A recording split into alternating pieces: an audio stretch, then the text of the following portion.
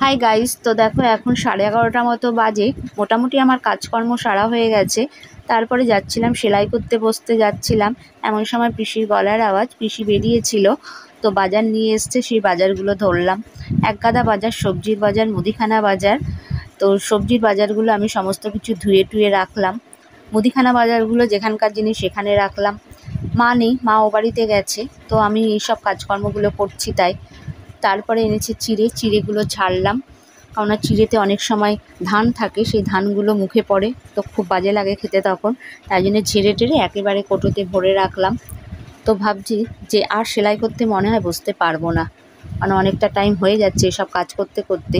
তারপরে একগাদা বাজার, মাছ আছে, বাজার মানে কি মাছ আছে, ওই মানে দুদিন আগেকার মাছগুলো আছে না। সোমবারে বাজারে থেকে বাবা আবার একগাদা মাছ এনেছিল, সেই মাছগুলো আছে। কাতলা মাছ আছে, ভোলা মাছ আছে, আজকে আবার কাতলা মাছ একগাদা, তারপরে পুঁটি মাছ, এগুলো মাছগুলো আনা হয়েছে। কিন্তু এত মাছ তো আজকে করা যাবে না, আজকে যে কোনো একটাই করা যাবে। আজকে কাতলা মাছ করবে মা, তো সেই জন্য যে মাছগুলো করবে না সেগুলো ফ্রিজে রেখে দিলাম। তারপরে আর যেটা করবে সেটা বাইরে রেখে দিলাম। কিন্তু এসব কাজ করতে করতে অনেকটা টাইম হয়ে গেল, আমি আর সেলাই করতে বসতে পারবো না, কারণ আমাকে আবার ও বাড়িতে যেতে হবে। ও বাড়িতে যাওয়ার তাড়া আছে, কারণ ও বাড়িতে তাড়াতাড়ি গেলে তাড়াতাড়ি চলে আসতে পারবো।